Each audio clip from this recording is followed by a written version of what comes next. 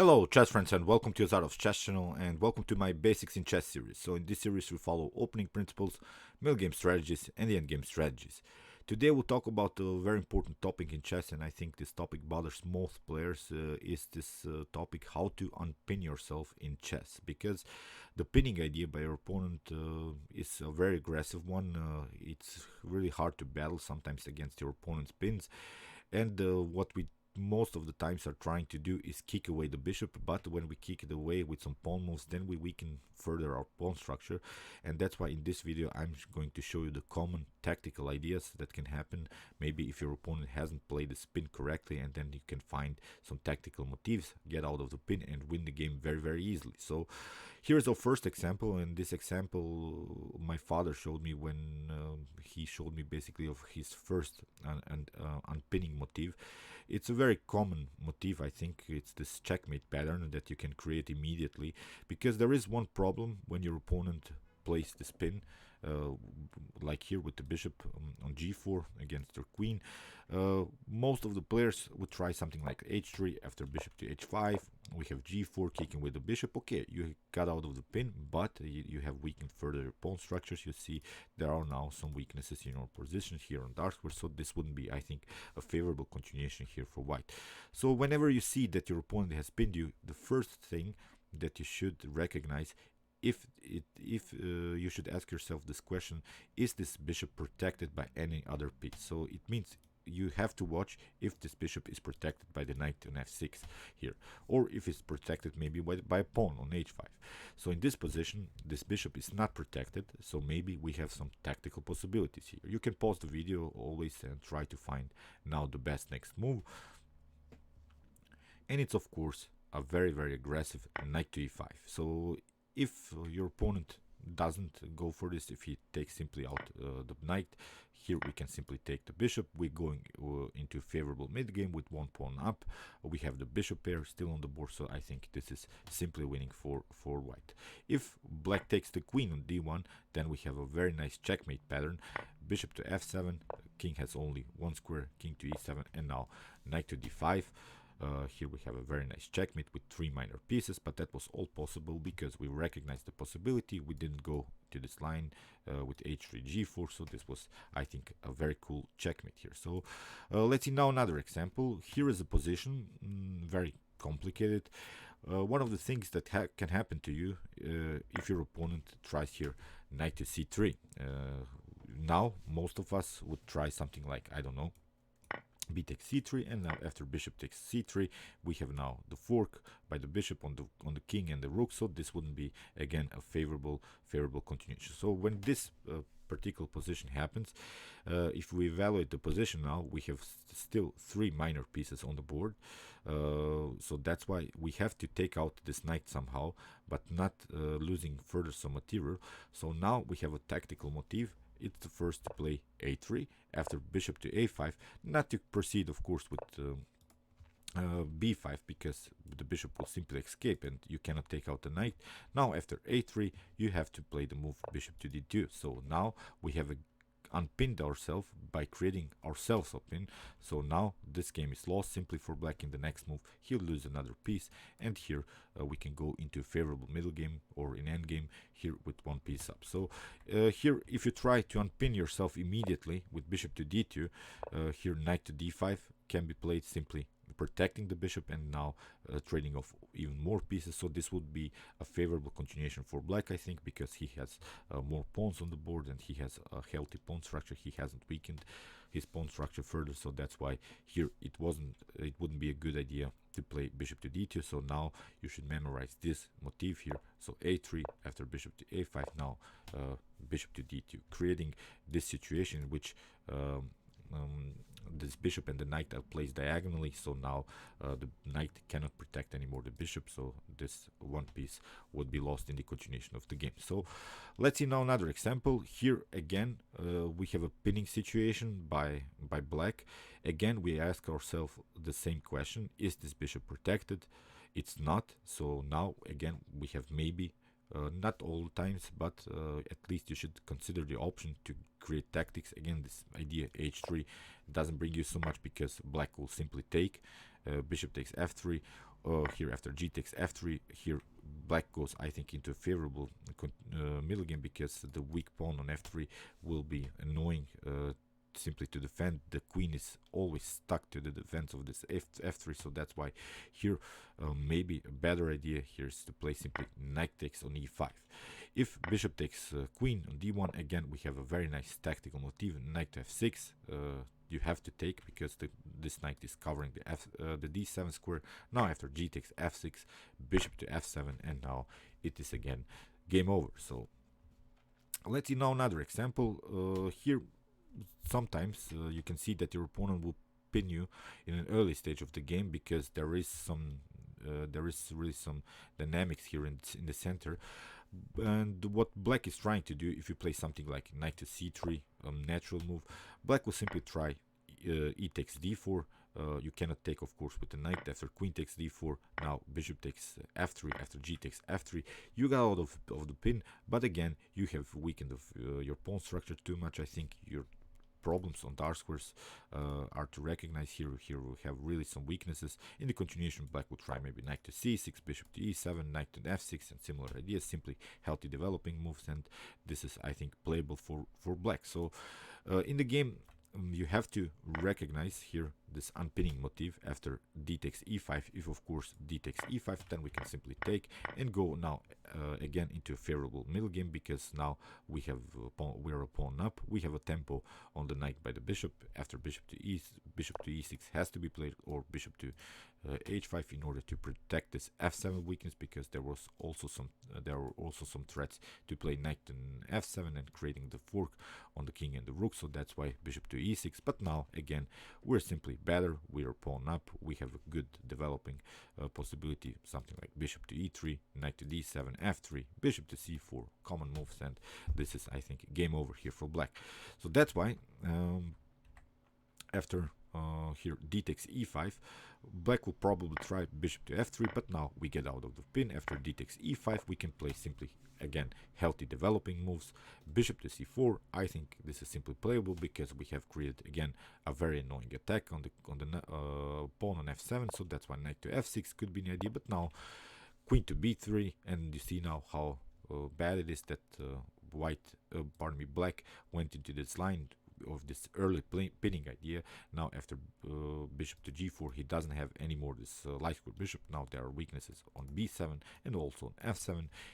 Here in one particular game that I found, black tried queen to d7 in order to protect this f7, but now queen to b7. After queen to c6, we have now a monster move, bishop to b5, and it's again game over. So see, this is a very important motif to unpin yourself. D takes e5, and here after queen to f3, bishop to c4. Even if black tries something else, this is, I think, simply better with the bishop here. White has a completely winning position.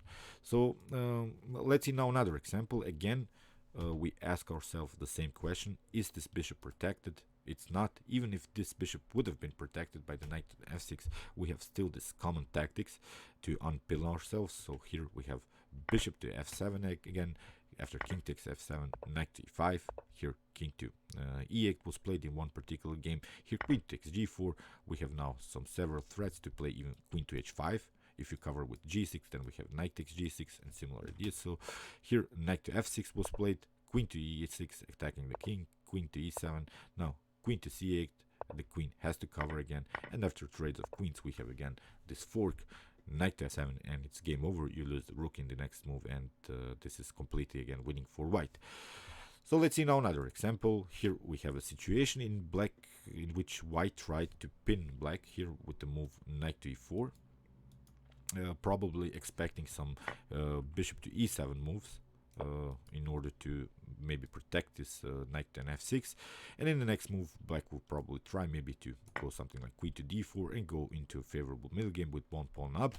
But that's not possible, because we have again an unpinning motif, which you should recognize in your own games. Knight takes on e4. After bishop takes d8, we have bishop to b4 attacking the king. You have to bring something in between. After knight to d2, bishop takes, queen takes, knight takes d2. After king takes d2, we can simply take, king takes d8, and now we again continue the game with one piece up, and again I think this is completely winning here for black because he found this very nice tactic. So one of the things that can happen to you is this position. It's not so maybe easy to see like in this previous examples, but again we have the possibility to unpin ourselves because it's not a clear pin, because the bishop is not pinning the queen, but this bishop is really annoying there on h4, because some of us would probably again try something like g5 after bishop to g3. Okay, we don't have this dangerous bishop anymore, this bishop is locked, it's not so powerful anymore, but you have again weakened the pawn structure too much. There are again some like square weaknesses also on d5, or even some possibility in some continuations the e6 could be a weakness. So these are the holes now in our position. So that's why again we ask ourselves, is this bishop protected by minor pieces? Okay, it's protected by the knight, but we have a battery, because the knight is protecting the bishop only once. We have a battery, so we're attacking the bishop twice. And again, it's the move knight to e4. After bishop takes e7, we can take the queen. Knight takes on d2. After bishop on d8, we have knight takes f3, g takes f3, and again king to d8. Although we haven't gained material, we haven't gained an extra piece, but I hope you realize this is again a weakened pawn structure. We are a pawn up, which is also very important. Now there are really weaknesses in these positions. We should basically play against these weaknesses on f3, f2, and h2. And again, if black tries, pardon me, white tries something like knight to d5, we can challenge the knight and again simply win this endgame, I think, very easily. So one of the most popular unpinning ideas was played by Garry Kasparov against Vladimir Kramnik. Here Garry Kasparov finds a very nice unpinning motif. He played here knight to e4, giving away the queen. After bishop to d8, first knight to c3. The queen cannot go here on c2 attacking, because we can simply take out the bishop. So that's why in the game queen to e1 was played by Vladimir Kramnik. Now Garry Kasparov simply took, and let's now evaluate the position. We have now gained 2 pawns and 2 pieces for the queen, but there is a huge problem. Now the queen is passive, and we have now a powerful diagonal. So in the game, here rook to c1 was played, here simply taking another pawn, knight to b4, and here very important move e4. I'm not going to show you now the whole game, but this was a masterpiece played by Garry Kasparov. You can check it out, find it on some internet. It was played in 1994 between Vladimir Kramnik and Kasparov.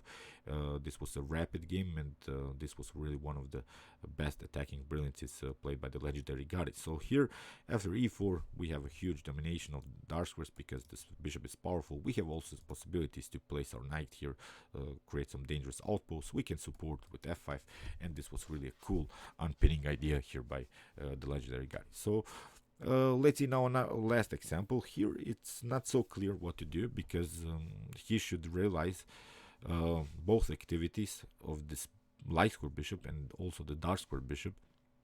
And there is one problem. If you try to immediately unpin yourself with some knight to h5 moves, I think white will simply take. After queen to e7, you have again weakened your pawn structure too much, and you have advanced pawn on g6. So again, you have dark square problems around the king. So although you have still defensive resources, you have still the knight around the king.